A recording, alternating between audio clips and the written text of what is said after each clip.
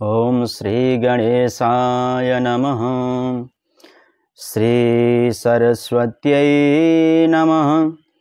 श्री पुराण पुरुषोत्तमाय नमः।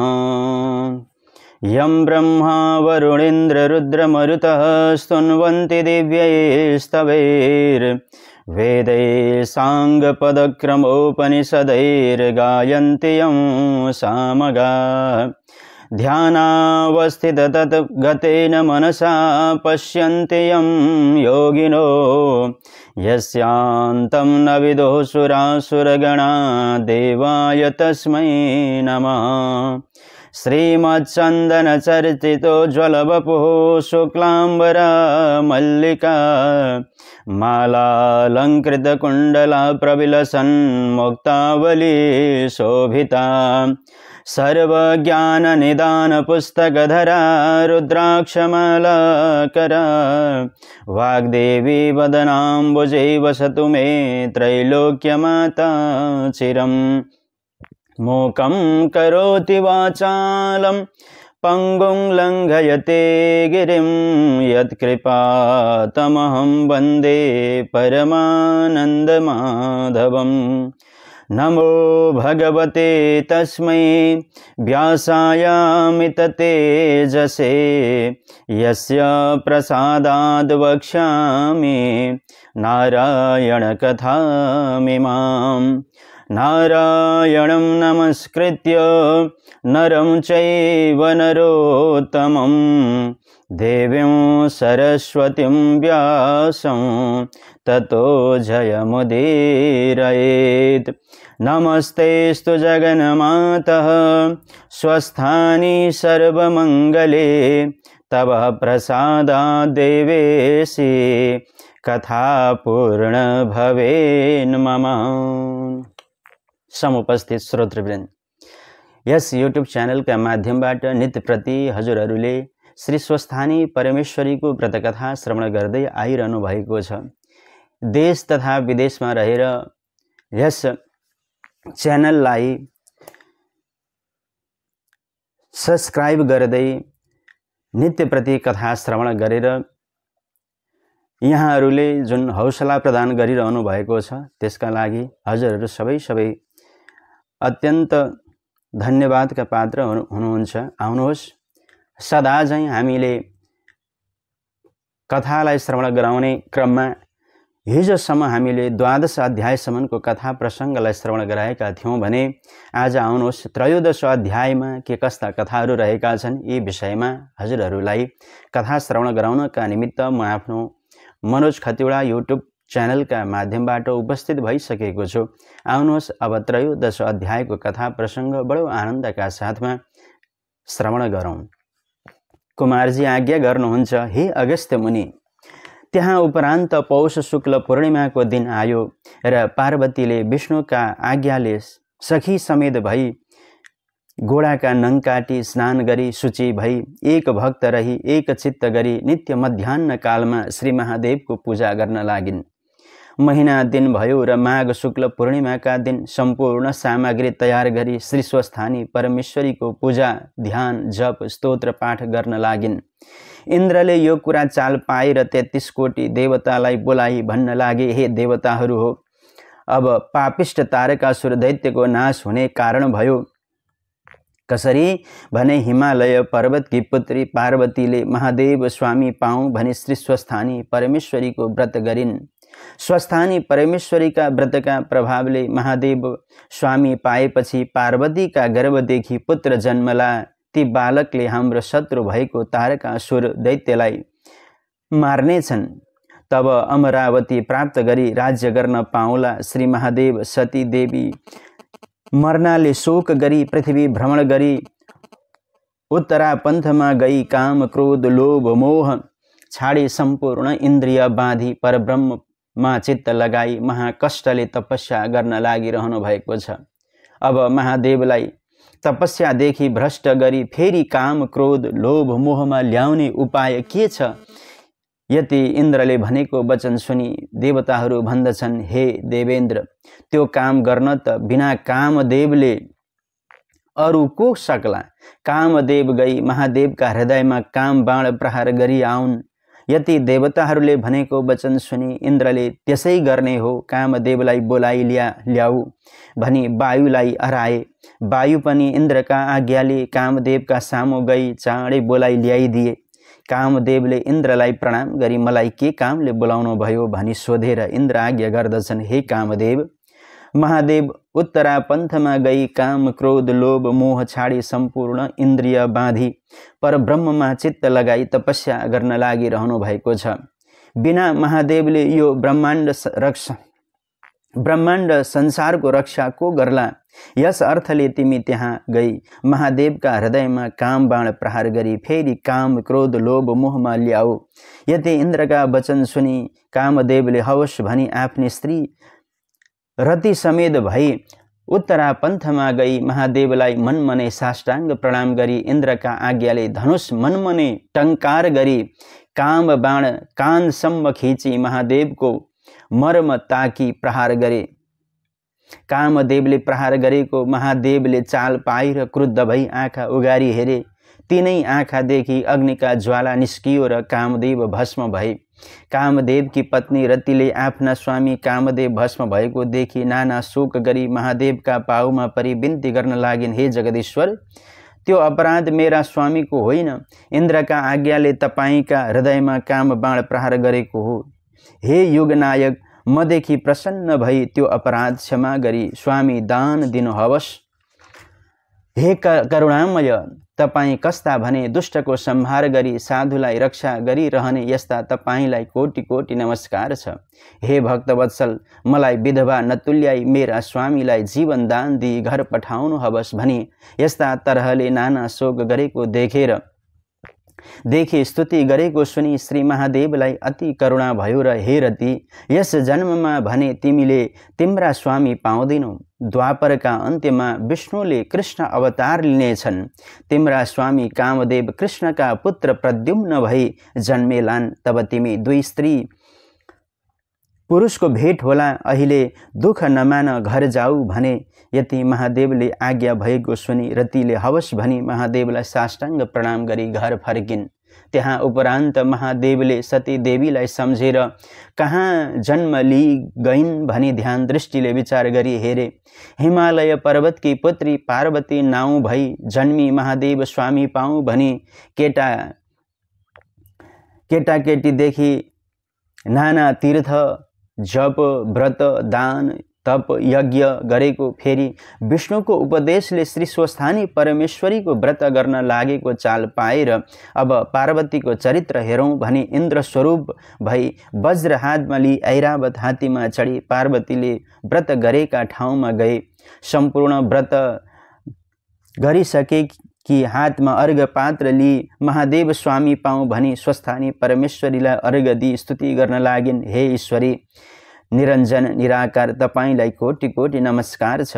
सम्पूर्ण तीर्थ पनि तपाईँ, सृष्टि स्थिति संहारकर्ता पनि तपाईँ, पञ्चभूत पनि तपाईँ, सत्व रज तम यी त्रिगुण पनि तपाईँ, यो ब्रह्माण्ड संसारमा आत्मस्वरूप भइरहेका पनि तपाईँ, आदि शक्ति पनि तपाईँ, कालस्वरूप पनि तपाईँ, आदि अन्त्य नभएका पनि तपाईँ। यस्ता अव्यक्त तपाईँको वर्णन गर्न चतुर्मुख ब्रह्मा सरस्वती र शेष नागले पनि नसकेको म कसो गरी सकौँला।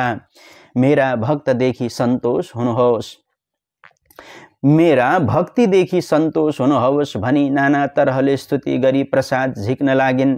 त्यस्तै बेलामा इन्द्ररूप महादेव पुगे। पार्वतीले देखिन् र यथायोग्यले पूजा गरी हे देवेन्द्र, के कामले आउनुभयो, आज्ञा गर्नुहोस् भनिन् र इन्द्ररूप महादेव आज्ञा गर्नुहुन्छ। हे पार्वती, तिम्रो भक्तिदेखि म सन्तोष भएँ, महादेव स्वामी पाऊँ भनी तिमीले यो व्रत गर्यौ।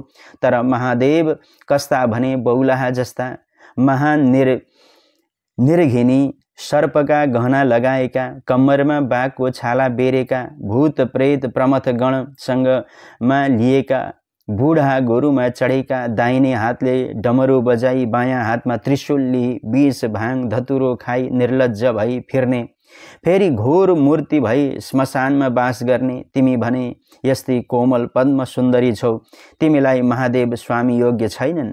सम्पूर्ण देवताको राजा मलाई स्वामी वर्ण गरी स्वर्गकी रानी हौ। यति इन्द्ररूप महादेवले आज्ञा भएको सुनि पार्वती अति क्रुद्ध भई भन्न लागिन्, हे पापिष्ट इन्द्र, यस्तो पवित्र भक्त रहेको ठाउँमा आई यस्ता कुरा गर्यो, महादेवलाई नाना निन्दा गर्यो, त्यो मैले सहन सकिनँ। तिमीलाई श्राप दिन्छु भनी श्राप दिन तयार भइन्। तब इन्द्ररूप महादेव पार्वतीले श्राप देलिन् भनी डराई, हे पार्वती, म इन्द्र होइन, तिम्रो चरित्र हेर्न इन्द्ररूप भई आएको हुँ भनी आफ्नो ज्योति रूप स्वरूप दर्शन दिएर धन्य तिमी, तिम्रो भक्तिदेखि म सन्तोष भएँ। पार्वतीले पनि श्री महादेवको दर्शन पाएपछि मनमा आनन्द मानी साष्टाङ्ग प्रणाम गरिन्, हे जगदीश्वर, बाल्यकालदेखि नै मैले अनेक तीर्थ व्रत दान धर्म यज्ञ जप तप गरेका प्रभावले आज तपाईको दर्शन पाएँ। अब यो श्री स्वस्थानी परमेश्वरीको प्रसाद दिनलाई कन्यादान भएको छैन भनी बिन्ती गरिन्। बरु कन्यादान र विवाहका लागि मेरा बुबा आमासँग हजुरले नै कुरा गरी मागी बक्सिदा शास्त्र सम्मत र लोक मर्यादा रहनेछ। अतः मेरो बुबा आमा भए ठाउँ जाउँ भन्दा महादेव प्रसन्न भई पार्वती कन्यादान लिन भनी पार्वती समेत भई हिमालय पर्वतका घर गए। हिमालय पर्वतले महादेव आएको देखि आफ्नो पुत्री पार्वतीले महादेव स्वामी पाउन न लागिन् भनी बडो हर्षमन गरी आफ्नी स्त्री मेनकासँग भने, हे स्त्री, हामी धन्य रहेछौँ, पार्वती कन्यादान लिन भनी महादेव आउनुभयो। अब कन्यादान दिन सामग्री तयार गर भनी अराएर वशिष्ठ आदि ऋषि ज्योतिषीहरूलाई बोलाएर उनीहरूले विचार गरी अक्षय तृतीयाका दिन लग्न ठहराए। तब हिमालयले स्वर्ग मर्त्य पाताल तीनै लोकका देवता ऋषि यक्ष गन्धर्व किन्नर दैत्य नाग अप्सराहरूलाई निम्ता दिए। सारा निम्ताहरू पनि सजी सजाउ भएर कन्यादानका बखतमा उहाँ आई बसे। चतुर्मुख ब्रह्मा यज्ञ गर्न लागे, ऋषिहरू 4 वेद पढ्न र गायत्री जप्न लागे, अप्सराहरू गन्धर्वहरूका गाना बजाना का साथ साथै नाच्न लागे। देव कन्या, ऋषि कन्या, गन्धर्व कन्या, किन्नर कन्या, दैत्य कन्या, नाग कन्या नाना वस्त्र अलङ्कार पहिरी ऊ भन्दा उराम्री भई पार्वती कन्यादान दिएको हेरौँ भनी आए। हिमालय पर्वतकी श्रीमती मेनका र पार्वतीका सखीहरूले पनि पार्वतीलाई सुगन्ध लेपन गराई हीरा मोती मणि माणिक्य आदि नाना रत्न जडाउ गरेका गहना कपडा पहिराए, सिंगारी राखेका थिए। पार्वती भन्दा राम्रो त्रिलोकमा कोही थिएन। त्यस्तै पार्वती स्वर श्रृङ्गार गरी महादेवका समीपमा बस्दा मानव सूर्य चन्द्र एकैचोटि उदाएका हुन् कि भने जस्ता देखिए। नाना मङ्गल गीत वाद्य गरी हिमालय पर्वतले तिल कुशली पार्वतीको हात समाती मेनकाले सुनका झारीले जलधारा गरी कन्यादान दिन लाग्दा तपाईको गोत्र क्या हो, बिना गोत्रले केही काम नगर्नु भनेको छ भनी हिमालय पर्वतले सोद्धा महादेवले केही उत्तर दिन नसकी बहुत शर्म मानी शिर निहुर्याइरहनु भयो। विष्णु आदि देवता यक्ष ऋषि यक्ष गन्धर्व किन्नर दैत्य नाग कसैले पनि त्यसै हो भनी भन्न सकेनन् र चुप लागिरहे। यसै अवसरमा नारद ऋषिले शिव गीत गाई मग्नमस्त बन्दै हिमालय पर्वत छेउ आएर, हे गिरिराज, जसका मायाले यो ब्रह्माण्ड संसारमा सृष्टि स्थिति संहार भएको छ, कहिले सृष्टि गर्दछन् कहिले नाश गर्दछन्, फेरि ब्रह्मा विष्णु महादेव 3 भएका छन्, तीनै फेरि एकै पनि हुन्छन्। यस्ता आदि पुरुष जसका बाबुआमा जाति पाति थर गोत्र केही पनि छैन, जो सर्वव्यापी 33 कोटी देवताका पितामह सकल जीवात्माका परमेश्वर हृदयेश्वर सारा प्राणीका पाप पुण्यका साथी छन्, यस्ता निरञ्जन निराकार परमेश्वरको महिमा गाउन हजार जिब्रा भएका शेष नाग 4 मुख भएका ब्रह्मा आदि पनि सक्दैनन् भने म के सकौँला। तसर्थ हे हिमालयजी, यी पार्वती जगदीश्वर महादेवलाई कन्यादान देऊ, केही सन्देह नगर भने। यति नारद ऋषिले भनेपछि सम्पूर्ण देवता ऋषि यक्ष गन्धर्व किन्नर दैत्य नागले नारदले ठीक कुरा भने भनी भन्दा हिमालय पर्वतले पार्वती महादेवलाई कन्यादान दिए। पार्वतीले श्री महादेवको गलामा फूलको माला लगाइदिन्।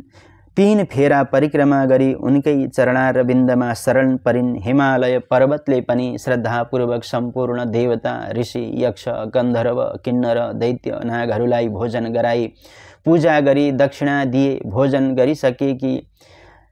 भोजन गरिसकी सबैले हिमालय पर्वतसँग भने, हे हिमालय, तिमी धन्य रहेछौ। मेनकाको गर्भ पनि धन्य रहेछ।